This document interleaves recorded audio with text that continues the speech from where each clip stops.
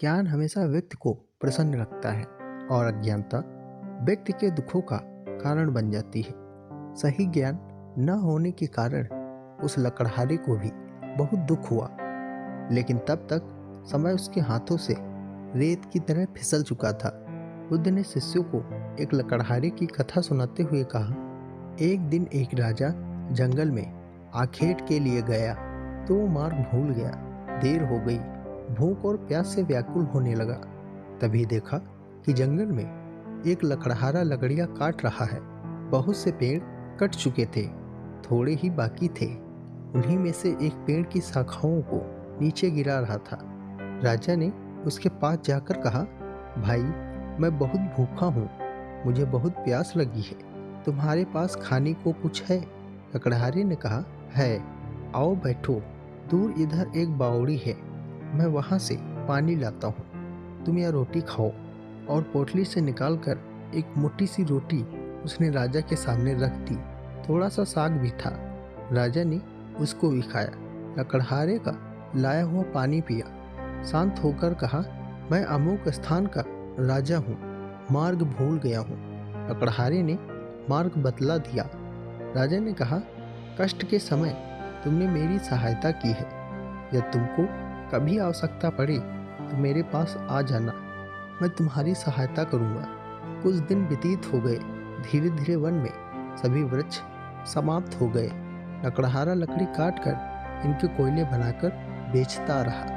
अब वह अपनी जीविका चलाए तो कैसे? वह बहुत दुखी हो गया। दुखी चित्त से राजा के पास पहुंचा। सैनिकों ने राजा को सूचना दी कि लकड़हारा आपसे मिलना चाहता है। राजा को स्मरण हो गया कि हाँ, उसने एक लकड़हारे को सहायता देने का वचन दिया था। एक दिन उसने मेरे प्राण बचाए थे, बोला, उसको मेरे समीप लाओ। सैनिक लकड़हारे को राजा के सामने ले आए। राजा ने पूछा, क्यों भाई लकड़हारे, क्या बात है, उदास क्यों हो? लकड़हारे ने उत्तर दिया, महाराज, जिस वन से मैं लकड़ियाँ काटता था वह समाप्त हो गया है। अब जीविका का मेरे पास कोई साधन नहीं है। आपकी शरण में आया हूँ कि कोई वन मिले तो मैं भूखा मरने से बच जाऊँ। राजा ने कहा, तुम्हारी समस्या का समाधान अवश्य ही होगा। उसके चले जाने के पश्चात अपने मंत्रियों को बुलाकर परामर्श किया कि इस लकड़हारे को क्या दिया जाए। परामर्श करने के पश्चात निर्णय हुआ, इस शहर के दक्षिण में राजा का चंदन के वृक्षों का जो वन है वह लकड़हारे को दे दिया जाए। पदाधिकारियों को बुलाया गया। चंदन के वृक्षों का वह वन लकड़हारे के नाम कर दिया और उसको सूचना दे दी गई। कई वर्ष व्यतीत हो गए। राजा एक दिन अपने महल में बैठा था कि लकड़हारे का ध्यान आया।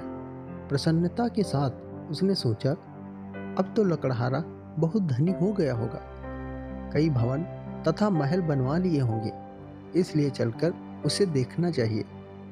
राजा अपने मंत्रियों को साथ लेकर उस वन में गया जो लकड़हारे को दिया गया था, किंतु वहाँ कोई वन ही नहीं था, न चंदन का कोई वृक्ष था। राजा ने घबरा कर अपने मंत्रियों से पूछा, अरे वह वन कहाँ है जो लकड़हारे को दिया गया था? किसी और स्थान पर होगा, तुम मुझे दूसरी स्थान पर ले आए हो। मंत्रियों ने पदाधिकारियों की ओर देखा। पदाधिकारियों ने कागजों की ओर छानबीन की और कहने लगे, महाराज, वह जंगल तो इसी स्थान पर था। राजा ने कहा, फिर वह कहाँ गया? खोज करने पर कुछ दूरी पर चंदन के कुछ वृक्ष दिखाई दिए। उनके बीच बैठा हुआ लकड़हारा भी दिखाई दिया, निराश, उदास, विचारमग्न। राजा ने उसके पास जाकर पूछा, अरे तुम चिंता में क्यों हो? लकड़हारे ने प्रणाम करके कहा, अन्नदाता, आपकी कृपा से इतने वर्ष तो कट गए, अब ये कुछ पेड़ रह गए हैं, थोड़े दिनों में ये भी समाप्त हो जाएंगे। सोचता हूँ इसके पश्चात क्या करूँगा। राजा ने आश्चर्यपूर्वक कहा, वृक्ष तो थोड़े से रह गए हैं, शेष वृक्षों का क्या किया? लकड़हारा बोला, नित्य लकड़ी काटता हूँ, कोयला बनाता हूँ और बाजार में जाकर बेच देता हूँ। राजा ने दुख के साथ कहा, अरे भाग्यहीन, यह तुमने क्या किया? यह चंदन की लकड़ी थी, जलाकर कोयला क्यों बना दिया? लकड़हारा बोला, चंदन की लकड़ी क्या होती है? राजा बोला, अच्छा होता या तू जानता, अभी 2-3 हाथ लकड़ी काट लो और इसे बाजार में ले जाओ। हाँ, कोयला ना बनाना इसका। लकड़हारे ने वैसा ही किया। एक दुकानदार ने देखा, लकड़ी तो असली चंदन की है और लकड़हारा गंवार है। बोला, क्या लेगा इसका? लकड़हारे ने पूछा, तुम क्या दोगे? दुकानदार ने कहा, 1 रुपया। लकड़हारा आश्चर्य में चिल्लाकर बोला, क्या 1 रुपया? उसका तात्पर्य था कि इस छोटी सी लकड़ी का 1 रुपया। दुकानदार समझ गया कि यह जानता है। बोला, 2 रुपये। लकड़हारा और आश्चर्य से चिल्लाकर बोला, 2 रुपये। दुकानदार ने घबरा कर कहा, अच्छा 4 रुपये। लकड़हारा चिल्लाया और बोला, अच्छा 4। कुछ ही दूर पर एक दुकानदार खड़ा था।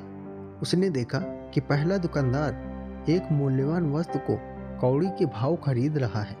उसने पुकार कर कहा, अरे इधर आओ, मैं 10 रुपये दूंगा। लकड़हारे ने 10 रुपये का नाम सुना तो सिर पकड़कर बैठ गया, चिल्ला उठा, ढाढ़े मारकर रोने लगा। अब उसे ज्ञात हुआ कि जिस लकड़ी को वह कोयला बनाकर बेचता रहा वह कितनी मूल्यवान थी और कितनी बड़ी संपत्ति का उसने विनाश कर दिया। उस लकड़हारे की मूर्खता पर आपको करुणा आती है, किंतु सुनो मेरे शिष्यों, हम स्वयं भी तो उस लकड़हारे की भांत हैं। राजाओं के राजा उस परमात्मा ने न जाने किस बात से प्रसन्न होकर सांसों का यह चंदन से पूर्ण वन हमें दिया था।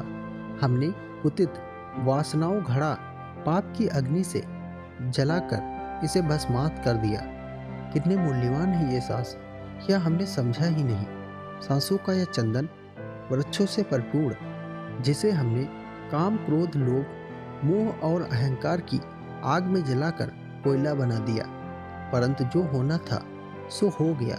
अब तो चंदन के जो थोड़े से वृक्ष रह गए हैं, इस जीवन के शायद थोड़े महीने, आओ इन्हीं का उचित उपयोग करके यत्न करें कि तुम